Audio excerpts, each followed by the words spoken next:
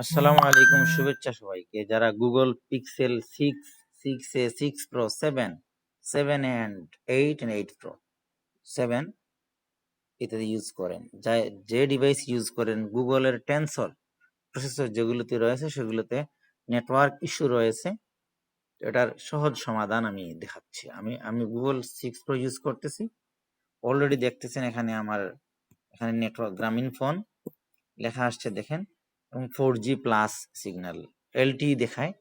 আমার এটা তো এলটি দেখাতো, এটা আমি সমাধান করেছি। পাশাপাশি এখানে আমি এই নেটওয়ার্কের যে ইস্যুস গুলো রয়েছে সমাধান করেছি। এখানে কয়েকটা কাজ করতে হবে, কারণ এটি আমেরিকার নেটওয়ার্ক স্ট্যান্ডার্ড অনুযায়ী তৈরি। এই ডিভাইসগুলিতে আপনি এখানে গেলে ন্যাচারালি আপনার এই ইন্টারনেট সেটিংসে আমি যাচ্ছি, সিম অ্যাড করা যায়, সমস্যা নেই।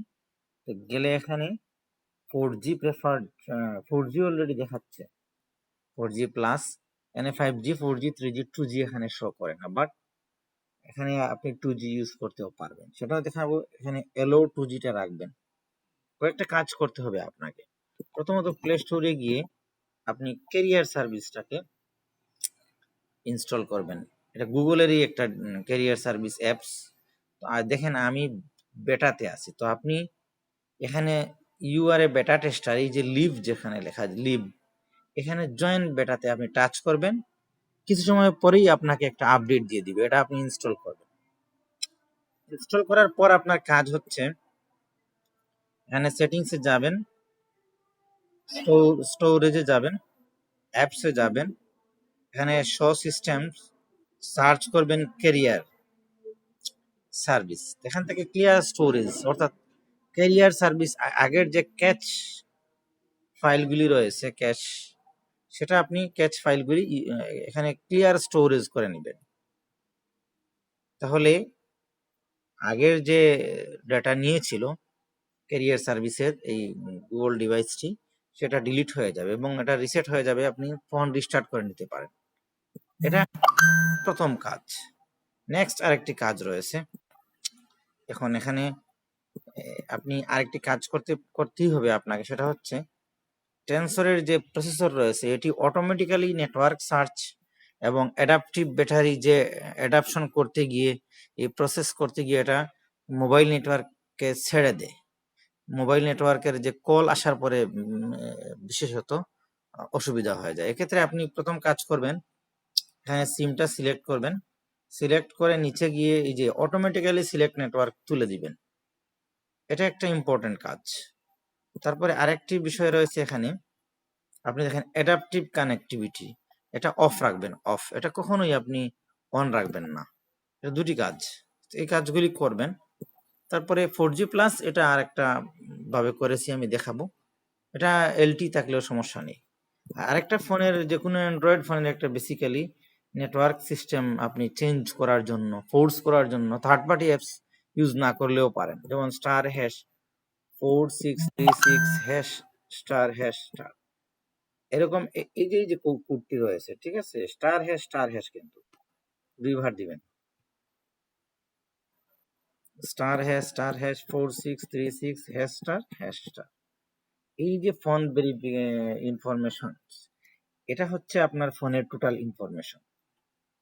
আমি এখন একটি সিম ইউজ করতেছি, এই জন্য এখানে এনেবল ডিএসডিএস যেটা, এটা আমি অফ করে ফেলেছি। এটা অন করলে ডুয়েল সিম ইউজ করা যাবে।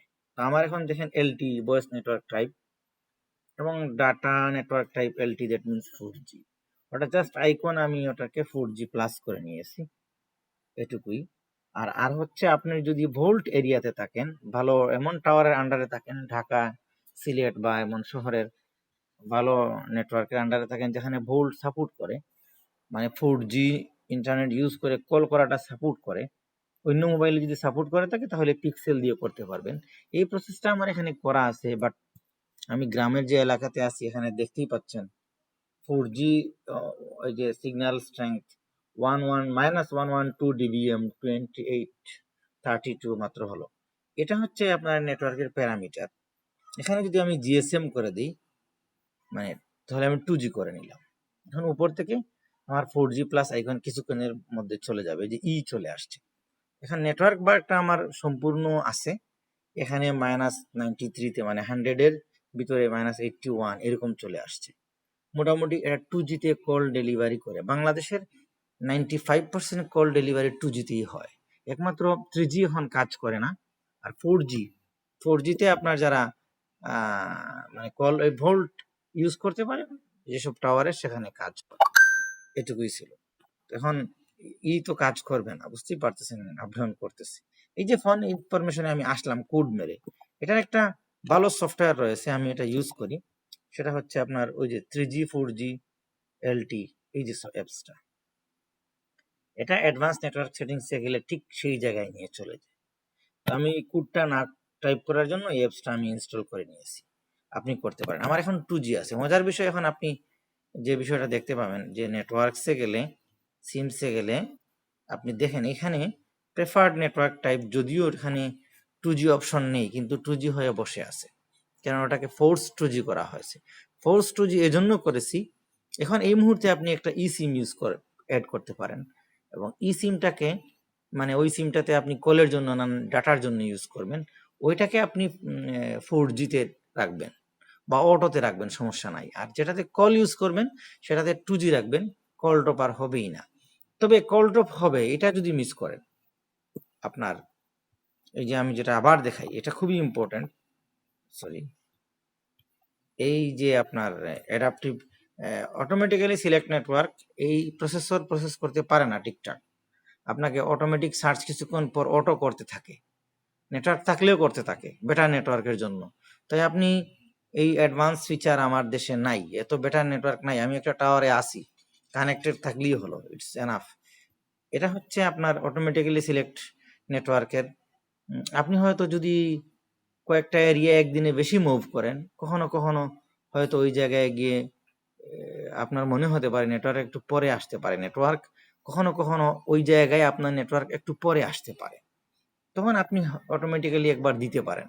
তো না দিলেও আমি দেখছি চলে আসে, আমি তো ইউজ করতেছি, কল টপের কোনো প্রবলেম নেই। আর যে বিষয়টা এখানে আসছে, এটা হচ্ছে একটা প্যাচ ফাইল, আর ডিভাইসটা রুট করিনি, কিন্তু আপনি রুট না করেও আপনি এই ডিভাইসে 4G প্লাস বা ভোল্ট ইউজ করতে পারেন। দেখেন এখানে বোল্টের ফাংশন আমার এখানে চলে আসছে, যে বোল্ট কনফিগ দেখতে পাচ্ছেন আমার মনে হয়, সিম 2 সিম 1 এইগুলো আমি এখানেও নিয়ে আসছি। তো এটা তেমন কঠিন কিছু না, দুটি অ্যাপস লাগবে, একটা হচ্ছে শিজুকু আর একটি পিক্সেল IMS।